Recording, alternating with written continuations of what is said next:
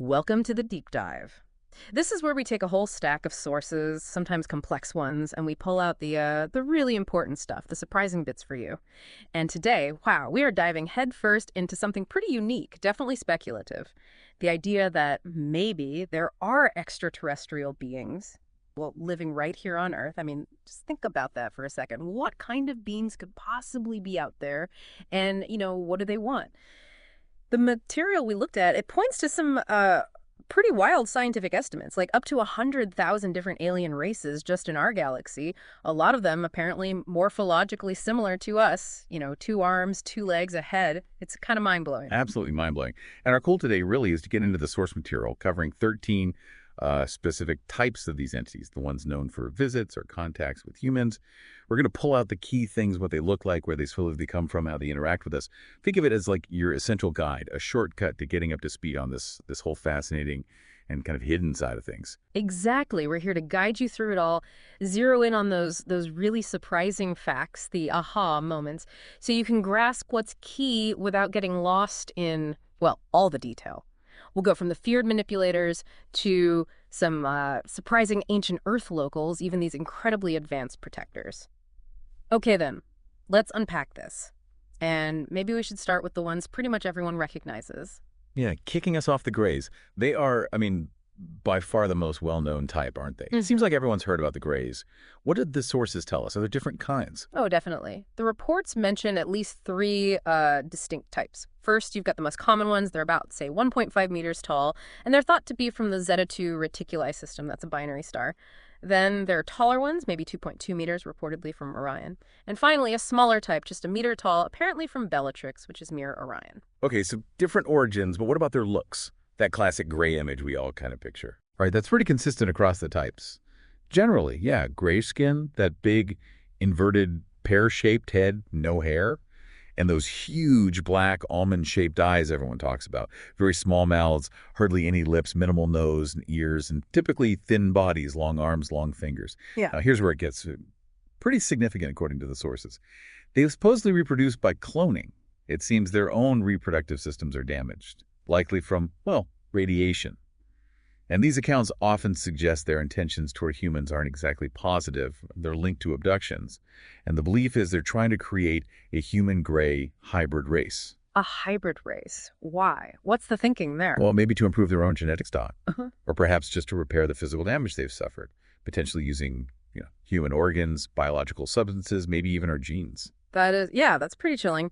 The sources also mention they're highly intelligent, and they've apparently gained control through agreements. What kind of agreements are we talking about here? And this hybridization thing, what's the bigger implication? The material suggests actual deals with the U.S. government, maybe other world powers too. Supposedly they trade technology, but in return they get, well, human lives and permission to set up bases here on Earth. Bases. Where? Places like New Mexico, Nevada are mentioned, and Area 51 comes up specifically as one such base. And if you think about it, this whole theme, an advanced species needing biological renewal from a maybe less evolved one, it's quite a statement. Yeah. About resource exploitation, really, even on a cosmic scale. It kind of suggests that for some, survival might mean someone else pays the price. Okay, wow. So from the very familiar Greys, let's maybe shift gears to something a bit more out there. The zoomorphs. Alien beings with animal forms. What are these? Yeah, zoomorphs are described exactly like that, extraterrestrials that seem to blend qualities from different species, maybe part primate, part bat, part fish. Something along those lines. Reports are actually pretty rare. But interestingly, the famous chupacabra, the creature reported in the Americas, some sources actually put it in this category. And within zoomorphs, the texts specifically call out reptilians, describing them as highly advanced but generally negative entities. They're apparently living on some kind of self-propelled planetoid now and actively looking for a new planet. Okay, reptilians. That leads to a really specific group that, well, it makes you think. The native reptilians. And the really wild part is they're not supposedly from some far-off star. They're from Earth. That's the claim, yeah. These native reptilians are thought to be ancient beings from Lemuria and Atlantis, those legendary lost continents, supposedly predating our known history. And the key thing about them is this ability to change shape-shifting, essentially. Plus, they're said to live deep inside the Earth, in the interior. And what's really fascinating, or maybe disturbing, is the alleged scope of their influence. The sources claim they've manipulated elites, global institutions, financial systems, you name it. Influenced religions, suppressed actual human history linked to abuses, domination, corruption, and power structures. So, like, behind the scenes control. Pretty much. Control over media, corporations too. Yeah. Fostering division through religious dogma, making us forget our past, promoting violence. It's described as this incredibly pervasive negative force, kind of woven into the fabric of our reality, if these accounts are right. Wow. That's a lot. And speaking of pervasive influence, let's talk Anunnaki. Lots of people know that name from ancient Sumeria, the gods. But what's the story behind them in these sources? Right, the Anunnaki. They're presented as a hybrid race themselves, formed, supposedly, from a union between royalty from Orion and Sirius, an Orion princess and a Sirius prince, the story goes. And this alliance was apparently meant to stop the constant wars between those two major groups. It led them to develop really advanced tech, genetic, military, aerospace stuff that rivaled even their parent races. But here's the crucial part regarding us, their reported attitude. The material states the Anunnaki see humanity as basically their property. This apparently comes from ancient experiments where they created a slave race. They supposedly added the final ingredient to our genetic makeup. They're widely believed to be those gods from Sumeria, Babylon, Egypt, suggesting a long history here. And the claim is they're still trying to take over Earth now, coming from the Orion group, but having their own issues like conflicts with Draconians. So connecting the dots, what does that mean for us today? Well, if you connect those dots, the sources suggest they're involved in long-term control of human evolution through elite groups, systems, institutions.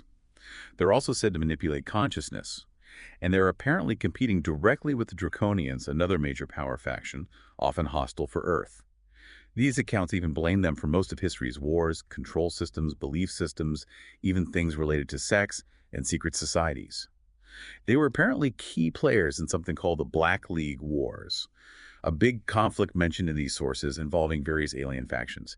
Their view of humanity is essentially ownership, a really deep-seated, hostile, long-term manipulation according to this. Okay, let's shift focus a bit. It's not all manipulation and control, is it? The sources talk about more varied, maybe even positive entities, starting with the Syrians. Who are they? What's their deal? Right, the Syrians, specifically beings from Sirius A. Physically, they're described as incredibly human-like. You might not even be able to tell them apart from us, although they're often taller, maybe 6 to 7 feet on average. Skin, hair, eye color varies a lot. Dark skin, white skin, blonde hair, blue or emerald eyes. Some even look kind of Arab. And their role seems pretty complex. Some are said to have actually infiltrated global organizations to try and curb those control systems we talked about, the ones limiting freedom. Others are focused on ecological restoration here on Earth, helping us heal the planet. They're described as very advanced at sixth density, which implies a highly evolved state of consciousness in this context. Apparently, they project energy to Earth, trying to sync up with people working for positive change. They've reportedly shared advanced knowledge, been involved in tech exchange programs, including military cooperation against ET threats, research on secret weapons, even controversial stuff involving civilians and time travel experiments. Yeah, quite a mix. Helping the planet on one hand, military tech exchange on the other. Nuanced is the word. And speaking of surprises, the Telosians. Their alleged home is even more unexpected. It really is. The Telosians are supposedly living inside the hollow Earth. The idea that Earth isn't solid but has vast realms inside. Their mission, it said, is to help humanity up here on the surface, help us learn our real history, restore our natural longevity, change harmful beliefs, protect the environment. They're linked to the Order of Melchizedek, an ancient, benevolent, spiritual group guiding humanity according to these traditions.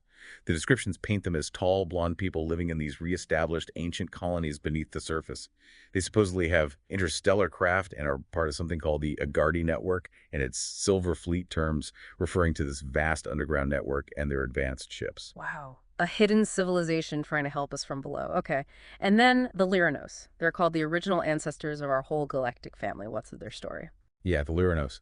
Thousands of years ago, they apparently had this super advanced civilization in the Lyra constellation.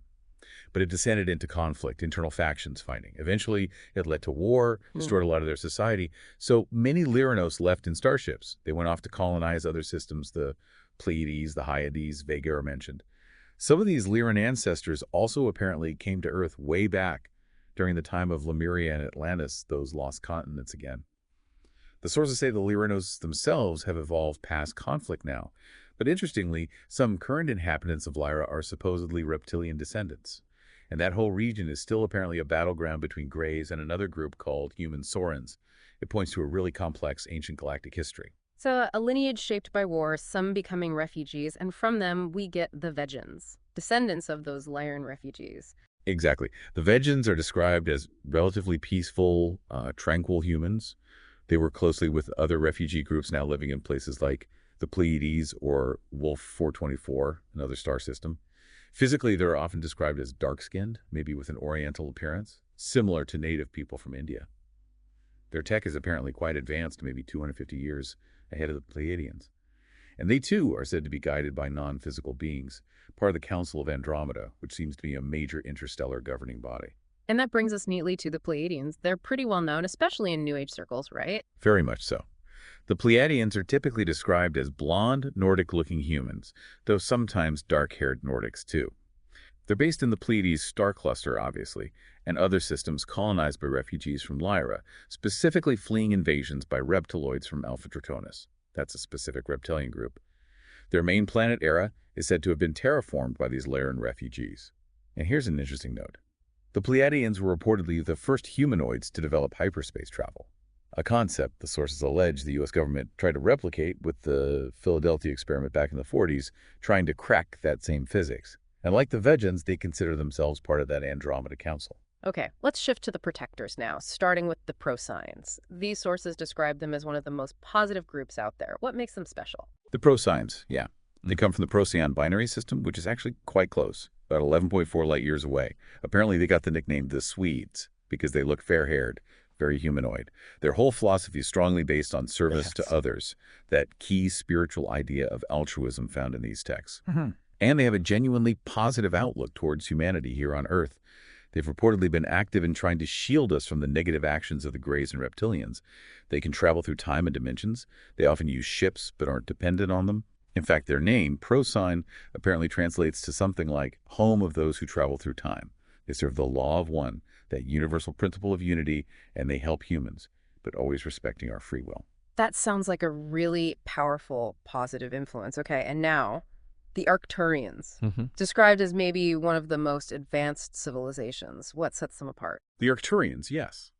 They're presented as a fifth-dimensional civilization, kind of like a blueprint or prototype for where Earth is heading in its evolution. Their energy itself is said to work as a healer for humanity emotionally, mentally, spiritually. They also act as sort of an energetic gateway, a place humans pass through during death and rebirth, like a midway station. This is mentioned in the Keys of Enoch, that esoteric text. It's described as a center used by physical groups to help non-physical consciousness adjust to the physical world. Their core teaching, love. It's absolutely fundamental for fifth-dimensional life. They stress overcoming negativity, fear, guilt, transforming all that into love and light. Arcturus, their home star, is the brightest in the Boots constellation.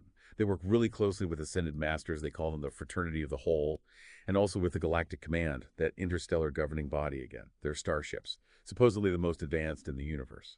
One ship, called Ina, is even claimed to literally surround Earth, and that's given as a reason Earth hasn't been attacked by certain aggressive ET groups. That's just incredible. A civilization of healers, protectors, with tech like that. What about them personally, their society, their appearance? Physically, they're quite short, maybe 3 to 4 feet tall, very slender, and they all look very similar, which is something they're apparently proud of. It gets rid of the kind of comparisons we make in our society. They have greenish skin, those large almond-shaped eyes again, and only 3 fingers. Their telepathic telepathy is actually their main way of seeing the world. Their food is described as an effervescent liquid, very energizing. They can even sense things with the back of their heads. They live a long time, 350 to 400 Earth years. And because they're so spiritually developed, they've apparently transcended time and space, so they don't really age. Their society is run by elders, respected for their wisdom, and extremely high vibratory frequencies, meaning a high state of energy and consciousness. Oh, and disease. They eliminated it centuries ago on Arcturus. Wow. What an absolute journey this deep dive has been. I mean, from the Greys trying to hybridize and making secret deals, to native reptilians supposedly manipulating our history from inside the Earth, the Anunnaki seeing us as property, then this whole complex galactic family, Sirians, Telosians, Lyranos, Vegans, Pleiadians, all at different stages with different roles. And finally, the Procyons as protectors and these incredibly advanced Arcturians like healers and a model for our future. It's just this huge spectrum of beings and intentions. So, what does it all mean for us, really? Well, if you step back and look at the whole picture painted by these sources, Mm-hmm. yeah, it suggests Earth is maybe a kind of cosmic crossroads, or perhaps even a battleground for all these different interests and agendas. You clearly have some seeking control, seeking resources, maybe seeing humanity as just a means to an end, but then you have others who seem genuinely invested in helping, protecting, guiding our evolution. It really suggests our world could be far more tangled up with cosmic forces than we usually think, with this deep ancient history of involvement that, according to these accounts, is still playing out today. Right. And if all these ancient texts, these modern accounts, point to such a rich, complex picture of extraterrestrial involvement, what parts of our own history or even just our day-to-day reality might we be looking at through a really, really incomplete lens? How could these alleged interactions change how we see ourselves, our potential, our actual place in the universe? What stands out most to you about all these revelations?